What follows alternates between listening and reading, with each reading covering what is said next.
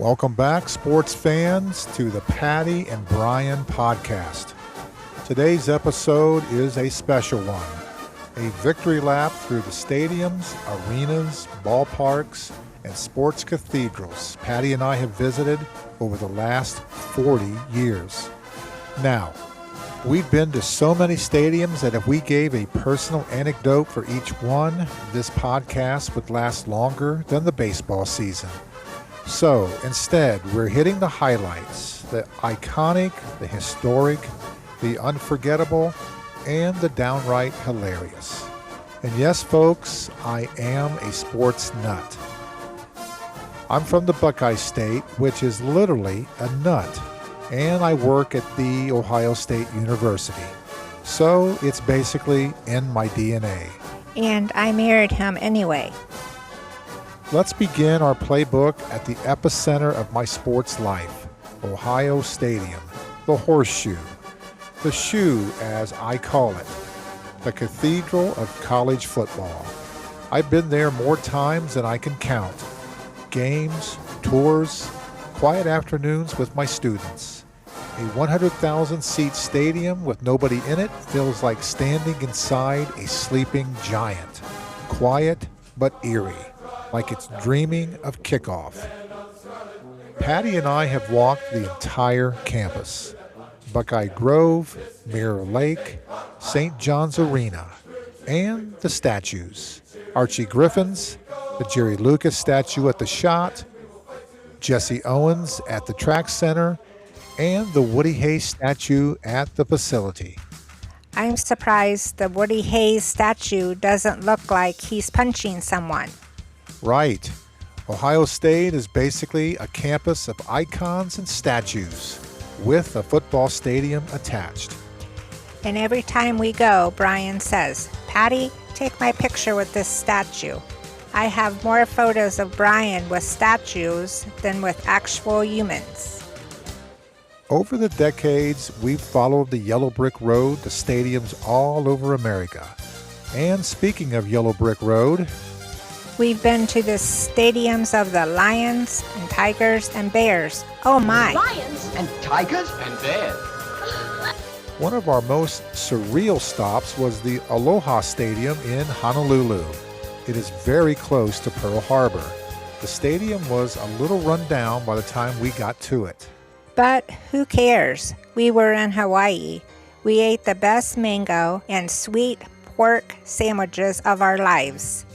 Then we wandered through a flea market there, like two tourists who had just discovered a new civilization.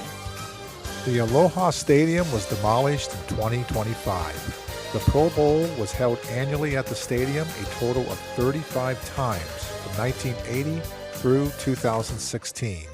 Concerts held there included the Rolling Stones, the Eagles, Michael Jackson, and the Police. I'm glad we got to see it. Now, let's talk about the Ohio Triangle of stadiums in our home state. Ohio has three major sports cities, all starting with C: Cleveland, Cincinnati, Columbus. And we've hit them all. Let's start up north with Cleveland. I first went to Old Municipal Stadium in 1970 with my Little League team. I remember we all sat down the first base line. Sudden Sam McDowell was the pitcher that day. I still remember. I was full of awe and wonderment to see the vivid colors of the stadium. Contrasted from a black and white TV, it was unforgettable. I still recall the green grass and the bright red Indians jerseys. I remember when you first took me there. I got lost and couldn't find you for a long while. That place was like a cement dinosaur, huge and windy off of Lake Erie. But absolutely magical. We all lived the highs and lows of the Indians and Browns at Old Municipal Stadium.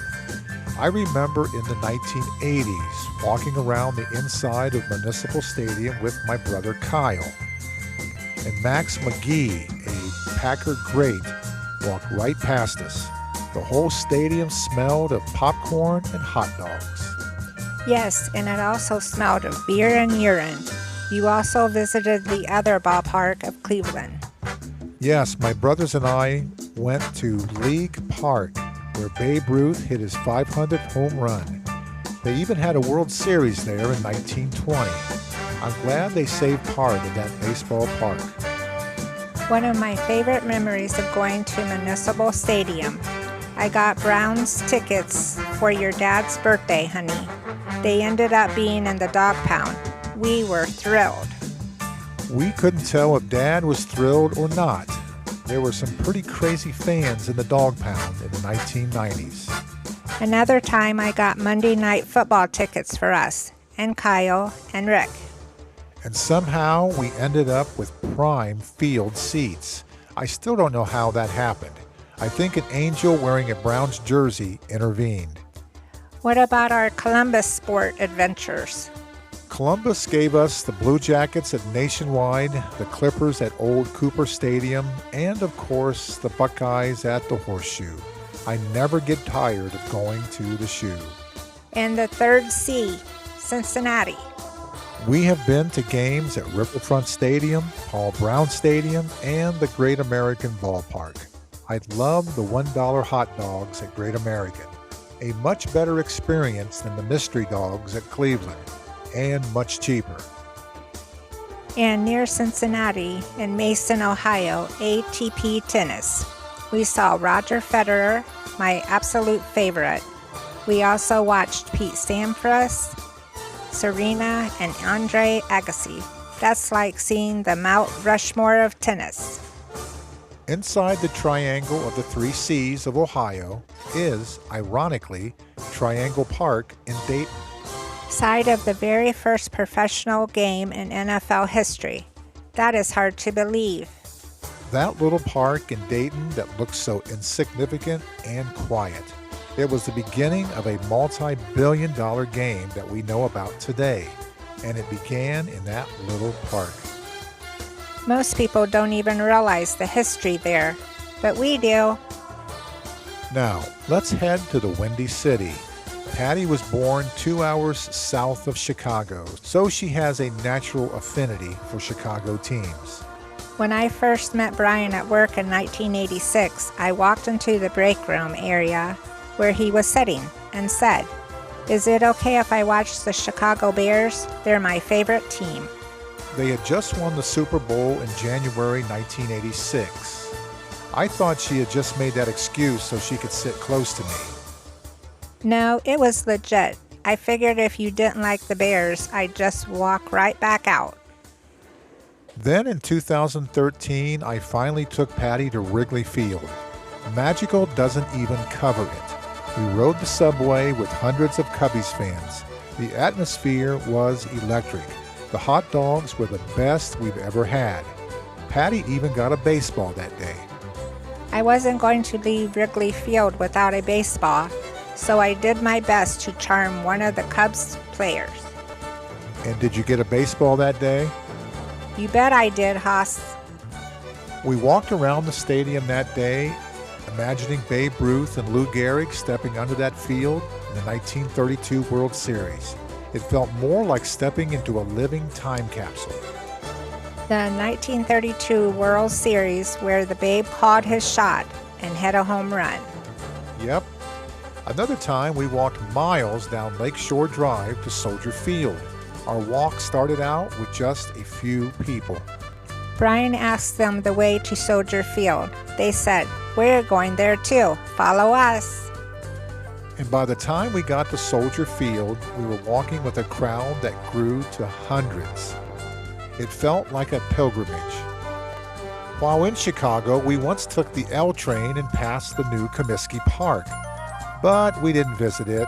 Patti is a Cubs fan after all. Comiskey Park doesn't have the same baseball magic that Wrigley Field does.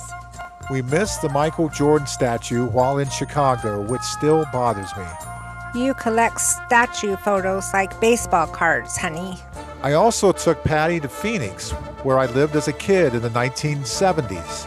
We decided to go to the Arizona Cardinals Stadium for a game, and let me tell you, Patti definitely has opinions about their security. They wouldn't let me take my purse in. My purse. Worst fan experience ever. They acted like Patti was smuggling an M14 rifle into the stadium. The security was yelling at everyone, barking orders, very unfriendly. We haven't tried to go to an NFL game since. But you did get to see the Pat Tillman statue, which was a powerful moment. Another statue photo opportunity. Then we go to Lambeau Field in Green Bay. Now that is a fan experience. In 1996, it was retro, historic, and full of Lombardi memories. By 2016, when we won again, they had transformed it into a world-class stadium with a Hall of Fame that felt like stepping into NFL heaven. We've been to Lambeau Field twice. In 1996, we took Grandpa and toured the press box and walked on the field. As a lifelong Packers fan, I relived the Ice Bowl, Bart Starr, and all those classic moments. That was a great NFL experience, and Green Bay is a city of statues. Green Bay knows how to treat their fans. They have a complete history tour, even through the downtown, and no security tried to grab my purse. We have also been to Dallas and toured the old Texas Stadium in 2005 with our son Marcus. He caught a 50-yard touchdown from the tour guide, who was a former quarterback at Texas A&M. Marcus made a juggling catch in the end zone, and in 2015, we saw AT&T Stadium. The huge billion-dollar stadium that from a distance looks like a spaceship. You can see it from 10 miles away. Everything is bigger in Texas. Now I talk about Yankee Stadium, the original. It was the most historic stadium in American sports, the house that Ruth built, home to countless World Series games, legends, and iconic boxing matches. When we visited New York City, the new Yankee Stadium had already been built. We took the subway to see the stadiums in the Bronx. The new Yankee Stadium is very close to the old one. We couldn't believe they tore down the original Yankee Stadium. Maybe not a tragedy, but a real travesty. The city left a few historic artifacts, like the white facade, but that's it. They should have turned Yankee Stadium into a museum. America has a habit of tearing down history to build parking lots. If the Roman Colosseum or the pyramids had been in America, they would have been torn down by now, too. We also went to Madison Square Garden in 1994 for the ESPYs with Brian's brother Rick. I remember that Rick wore a tux and strutted around like he owned the place. I wore a long trench coat.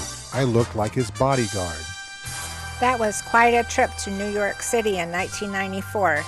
We were co-captains with a 1-2 punch. We've taken all-star trips to the Field of Dreams in Iowa, the Hershey, Pennsylvania arena where Wilt Chamberlain scored 100 points, and Lincoln Park in Marion, Ohio, where the Cubs played a local team led by Warren G. Harding. We even went to the Soapbox Derby racetrack in Akron. We've driven to Notre Dame Stadium at South Bend, driven past Fenway Park in Boston, the Buffalo Bills Stadium, and Carolina Panthers Stadium in Charlotte, North Carolina. And we went to arena football games with Grandpa at the Old Veterans Coliseum in Marion, Ohio. If there is a stadium or sporting event, we will find it. In San Francisco, Patti bought 3 AT&T Park tickets from a scalper for $100. I thought we were doomed, but they were real tickets, and we had great seats too. Barry Bonds didn't play, but the ballpark experience was fantastic with great views. In Tampa, we saw the Rays at Tropicana Field, a domed stadium that felt like watching baseball inside a giant inner tube. No fresh air, no sunshine, just Tropicana. In Atlanta, we saw the Hawks play the defending champion Chicago Bulls. We watched a guy named Michael Jordan. Maybe you've heard of him. We didn't see his statue in Chicago, but we saw him play live. That's even better. We also watched Tiger Woods up close and personal at the Memorial Golf Tournament in Dublin, Ohio. I remember he sneezed and 300 people said, "God bless you." Only Tiger gets that kind of reaction. And speaking of Tiger, Detroit holds special memories. Yes, my first game there was in 1972 at the old Tiger Stadium. That place was pure baseball history. Green grass, tight angles, legendary moments. Years later, we went to Comerica Park. We parked at the casino for free, walked a mile to the stadium, and sat in center field with amazing seats. I saw my first live Grand Slam, Miguel Cabrera. I love going to the Detroit Silverdome in 1996 with our kids and Rick's kids. That one brings back great memories. We had a cookout in a field right before the game. That stadium hosted a Super Bowl and an Elvis concert. And now it's gone. We'd love to visit more stadiums, but the world has changed. Tickets cost more than a mortgage payment. Food prices are insane. And honestly, we have Dollarella now.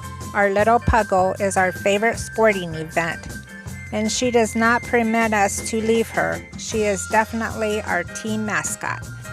We've heard Pittsburgh's PNC Park is amazing. Maybe someday. 40 years of sports, stadiums, hot dogs, statues, and memories. And I wouldn't trade a single one. We cheered the Buckeyes in the shoe, the Cubbies on the north side, ate mango at the Aloha Bowl, and mourned the loss of the greatest stadium ever built in the Big Apple. Two franchise players following the yellow brick road of America's greatest stadiums and games. And don't forget the Lions and Tigers and Bears. Oh my. Bears, oh my. Lions and tigers and bears. Oh my. Lions and tigers and bears. Oh my. We definitely had the home field advantage today. Hopefully we didn't drop the ball and we got into the red zone quite a few times. We thank you for being season ticket holders to our podcast. I think we hit the ball out of the park with this podcast, honey. Thanks for listening to the Patti and Brian podcast and for being such good sports, everyone.